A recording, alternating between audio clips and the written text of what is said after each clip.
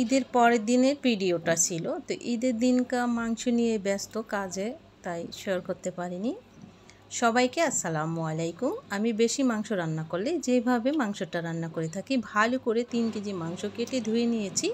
1/4 কাপে 2 কাপ পেঁয়াজের বাটা দিয়ে দিলাম, আদা বাটা প্রায় 3 টেবিল চামচ দিয়ে দিলাম।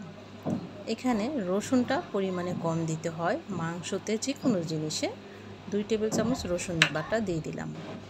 এরপর জিরার পাউডার 2 টেবিল চামচের মতো দিয়ে দিলাম। ধনিয়াটা কমিয়ে দিতে হয় গরুর মাংসতে, 1 টেবিল চামচ দিয়ে দিলাম। এই যে গরম মশলা জয়ত্রী, জয়ফল, তেজপাতা, জিরা, ধনিয়া, এলাচ এবং দারচিনি, লবঙ্গ সব কিছু মিলিয়ে পাউডার বানিয়ে দিয়ে দিলাম। দিয়ে দিচ্ছি এখানে এলাচের পাউডার, আর এখানে গোলমরিচের গুঁড়া, কালো গোলমরিচের গুঁড়া, আর দিয়ে দিচ্ছি এখানে ঝাল অনুযায়ী মরিচের গুঁড়া, হলুদের গুঁড়া। পরবর্তীতে লবণটা চেক করে দিবেন। এছাড়া এই মাংসতে আর কিছুই দিতে হবে না। বসিয়ে আমি চালের রুটি বানাতে যাব। লবণ দিয়ে দিলাম, সরষের তেল দিয়ে হাতে ভালো করে মেখে বসিয়ে দিব। আপনারা চাইলে সয়াবিন তেল দিয়েও করতে পারেন। যাই হোক, চালের রুটিতে অনেকটা ভেজাল হয়, তো একা হাতের আসলে যতটা পারি আবদার মিঠাই বাচ্চাদের বড়দের বাসায়।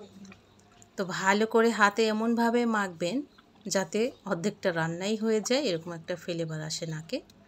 যত মাখবেন তত স্বাদ হয়। তো পরবর্তীতে মাংসটা কমে একটু হয়ে যাবে, তাই এই হাঁড়িতেই দিয়ে দিলাম।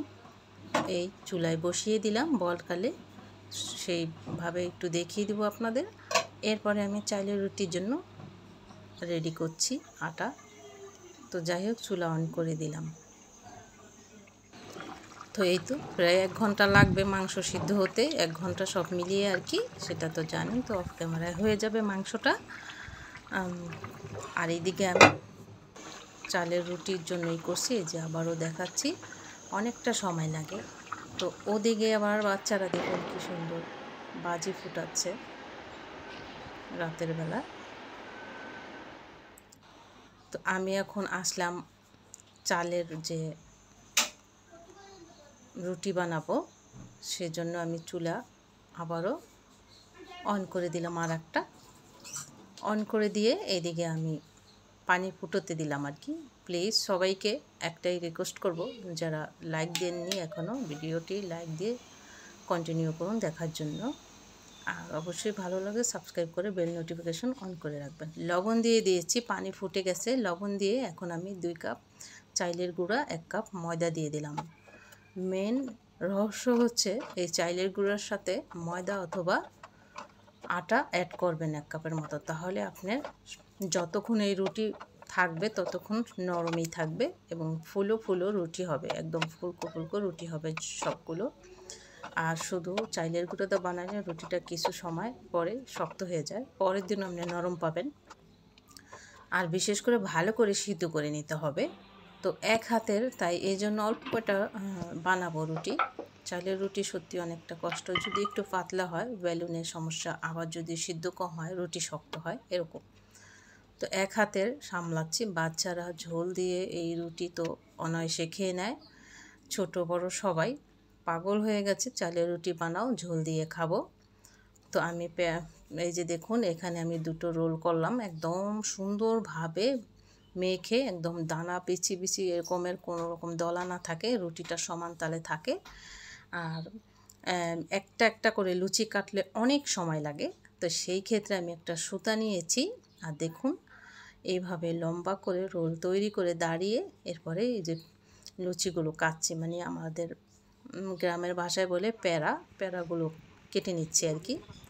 তো এইভাবে বরিশালেও এইভাবে করে লম্বা করে আর কি সুতা দিয়ে কাটে, সেই থেকে শিখলাম। তো আমাদের শরীয়তপুরে এটা হয়েছিল না, শরীয়তপুর বাবা বাড়িতে এমনি একটা একটা করে লুচি কেটে তারপরে বানাতো।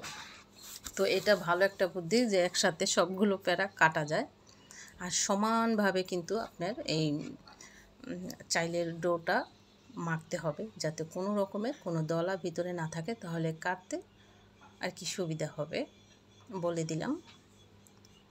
তো অবশ্যই চাইলের রুটির সাথে আপনার গুঁড়ির সাথে আপনারা ময়দা বা অথবা আটা অ্যাড করবেন। চাইলের গুঁড়ি যেরকম পরিমাণে নেবেন সেই অনুযায়ী 2 কাপ বাড়িয়ে দিবেন। আমি অল্প নিচে তাই 1 কাপ ময়দা দিয়েছি। তো এইভাবে করে রুটিগুলো আমি এখন বেলে নিব, তারপরে ভেজে নিব। ওইদিকে তো মাংস হচ্ছে, অফ ক্যামেরায় মাংস নাড়া দিচ্ছি, কষাচ্ছি, এইভাবে করছি আর কি। একটু ঝোল ঝোল মাংসটা রাখবো, যেহেতু ঝোল দিয়ে খাবে। আর রুটিগুলো আমি বেলে ফেলছি আর কি। রুটিগুলো মাশাল্লাহ পেড়াটা ভালো হয়েছিল, না হয়েছিল পাতলা, না হয়েছিল শক্ত, তাই ভালো করে বানানো গেছে আর কি, বেলা গেছে মাশাল্লাহ। তো অল্পটা একটু সিদ্ধ করতে দারুণ একটা আইডিয়া হয়, বেশি করে সিদ্ধ করলে সেই সময় একটু ঝামেলা বেজে যায়, হয় পানি বেশি, না হয়তো এবারে কমে যায়। আর যে যেখান থেকেই দেখছেন আঙ্কেল আন্টিরা, আপু ভাইয়ারা, ছোট ছোট সোনামণিরা, অসংখ্য ধন্যবাদ তাদেরকে। অবশ্যই পাশে থাকবেন আর ভিডিওগুলো অবশ্যই ফ্রেন্ড সার্কেলদের মাঝে শেয়ার করে দেবেন। আর বিশেষ করে যে রুটি অনেকটা আছে অনেকের পুড়ে যায়, তো অনেকটা শুকনো গুঁড়ি দিয়ে কিন্তু ভাজতে হয়, তো এইভাবে কাপড়ে পেঁচিয়ে পেঁচিয়ে মুছে নেবেন, তাহলে শুকনো যে গুঁড়িটা আছে না, এটা কাপড়ে লেগে থাকে। আর ভাজার সময় দেখুন দেখুন একদম সবগুলো রুটি ফুলবে। আর যে শুকনো গুঁড়িটা কিন্তু পুড়ে যায়, পুড়ে গিয়ে রুটিতেও পুড়ে যায়, রুটির সাথে লেগে থাকে, পুড়ে যায় আর তাওয়াতে লেগে যায়। তা প্রত্যেকটা রুটি আপনারা যতই শুকনো গুঁড়ি দিয়ে রুটিগুলো বেলুন না কেন, ওই যে একটা শুকনো ভালো পরিষ্কার টুকরো নেবেন কাপড়ের, লেসে প্রত্যেকটা রুটি মুছে মুছে তারপর তাওয়াতে দিবেন। তাহলে দেখুন রুটিগুলো সব সাদা ধকধকে হয়েছে। চালের রুটি কিন্তু সাদা সুন্দরভাবে এক কালার রাখলে ভালো হয়, দেখা যায় কাঁচা না, চালের রুটি এমনি। আর দেখুন কতটা সফট, সেটা দেখেই বুঝে গেছেন। পরের দিন সকালবেলাও খেয়েছি, রুটিগুলো সত্যি নরম ছিল, ভালো, খুবই নরম ছিল। কিন্তু ওই যে ময়দা অ্যাড করলাম, তাই ময়দা অ্যাড না করলে কিন্তু আপনার এটা সম্ভব হতো না। তো আশা করি আপনারা এইভাবে চালের রুটি বানাবেন বেশি করে, পরের দিনও নরম নরম খেয়ে নেবেন। এখন বাচ্চাদের দিয়ে দিচ্ছি।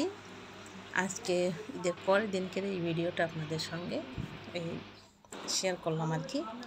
তো ঈদের দিনকেও কিছু করি নাই, ঈদের দিন শুধু মাংস আর সাদা ভাত রাঁধছিলাম, সেদিন অনেকটা ঝামেলা হয় আর কি। তো ঈদের দিন রুটি চেয়েছিল বাচ্চারা, খেতে পারিনি দিতে, তো পরের দিনে আর কি এটা হয়েছে। আশা করি ভালো লাগলে সঙ্গে থাকবেন, ভালো থাকবেন। আসসালামু আলাইকুম, আল্লাহ হাফেজ।